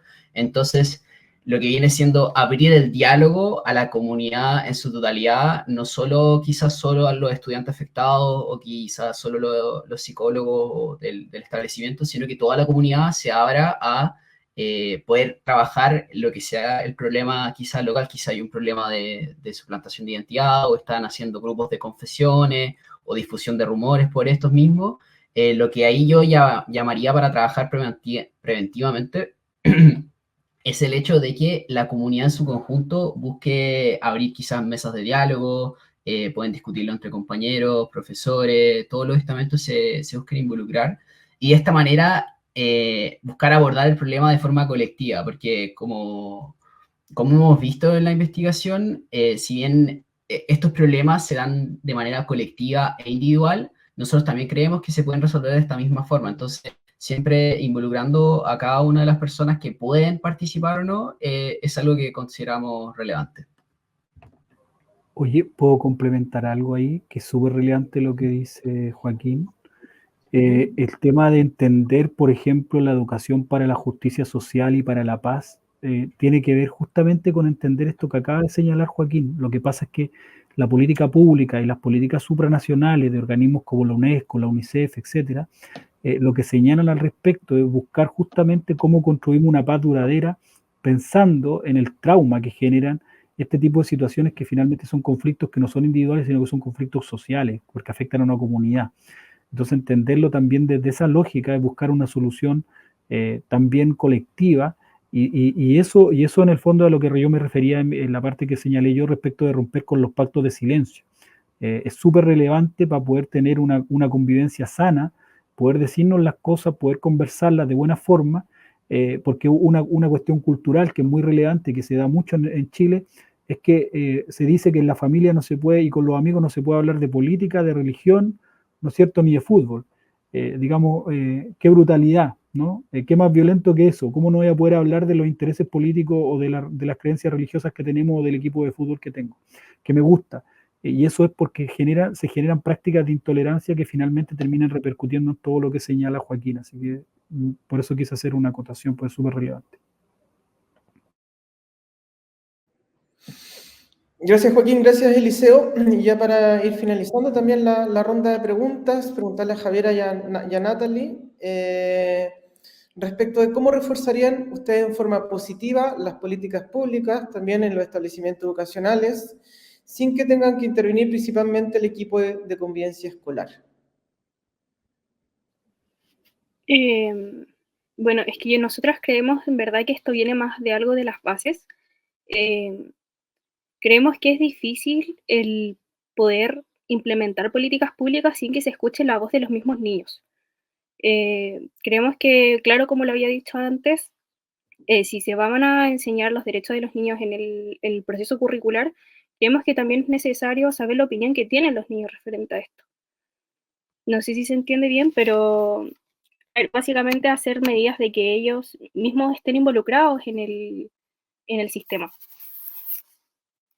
De hecho, en nuestra investigación, como bien, en el proceso de indagación, cuando estuvimos buscando bibliografía, muy pocos artículos trataban estas temáticas con la perspectiva que tienen los mismos niños de sus derechos. Entonces creemos que es fundamental, como dije, partir desde las bases de que los mismos niños tienen que opinar referente a sus derechos, que también ese derecho es un principio de los derechos de los niños. Entonces, eso más que nada. Perfecto. No sé si hay algo más que quieran agregar, complementar respecto a alguna respuesta que quieran dar, algún mensaje en particular. Todavía nos quedan un par de minutos. Sí, yo creo que primero agradecer, digamos, la organización del Congreso. Creo que ha sido, la verdad, muy grato poder trabajar en conjunto con ustedes de una temática súper relevante, que hoy día además involucra mucho los aspectos de la psicología. Yo igual estudio psicología, entre todas las otras cosas que señalaste que yo tenía, también estudio psicología en la universidad. Pero es sumamente importante, digamos, hoy día poder darnos un tiempo de reflexionar sobre las instancias de la psicología social y pedagógica, sobre lo que hoy día está pasando en los establecimientos. Así que, nada, agradecido del espacio y de la instancia que han generado. Gracias, Eliseo. No sé si Joaquín, Natalie, Javier, quieren mencionar algo más. No más agradecer el espacio también. Fue una instancia muy grata y da gusto poder compartir también todo lo que hemos aprendido y poder construir colectivamente. Gracias, Joaquín. Por mi parte, igual dar muchas gracias por esta oportunidad. Más que nada, el propósito de nuestra ponencia era justamente hacer presente la voz de los niños y niñas que entrevistamos sobre la violación y la vulneración que existe hoy en día de sus derechos. Así que estamos muy agradecidas de esta oportunidad que se nos dio. Muchas gracias. Muchas gracias a ustedes, Joaquín, Eliseo, Natalie y Javiera, por las presentaciones. Y ya para finalizar, ¿no es cierto?, queremos, en este caso, en nombre de la Universidad Gabriela Mistral, de la Escuela de Psicología y también de la Fundación Honra, agradecerles por su presencia, por su participación, ¿no es cierto?, en esta jornada del día de hoy, de este tercer Congreso Internacional Buscando Espacios Libres de Violencia en la Niñez, y que esperamos continuar haciéndolo durante el próximo año para que vayan también reservando la fecha. Contarles cosas también positivas, que el contenido de todas las presentaciones que estuvieron el día de hoy, ¿no es cierto?, van a estar disponibles en la plataforma durante una semana para que puedan también disfrutar de estas ponencias, ¿no es cierto?, y así revisar las que más les interesen.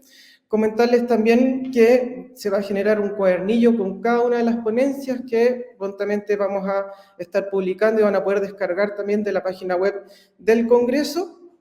Y asimismo, y tal como les hemos ido recordando el día de hoy, en el chat ustedes van a poder encontrar un link con una encuesta de satisfacción, porque nos parece muy importante ir mejorando también, ir teniendo el feedback de ustedes respecto de las sensaciones, ¿no es cierto?, del Congreso. Y esto también les va a permitir a ustedes también colocar su asistencia y asimismo después poder obtener el certificado de participación que va a ser enviado durante las próximas semanas. Solamente para terminar, estamos muy contentos y felices también de haber realizado este congreso. Lo hicimos con mucho amor, con mucho cariño para todos y todas. Extenderles también en este caso la invitación, como decíamos, a todos los participantes, y también a los ponentes, a que continuemos también trabajando, ¿no es cierto?, en la prevención educativa temprana de la violencia que viven los niños, las niñas y los jóvenes, ¿no es cierto? Y esperamos continuar en ese camino, viéndonos el próximo año en nuestro próximo cuarto Congreso Internacional. Así que esperamos que estén atentos también a nuevas noticias, como les decíamos, tanto respecto del cuadernillo como también respecto de las ponencias que van a estar disponibles. Desde ya, muchas gracias y que tengan una muy buena tarde.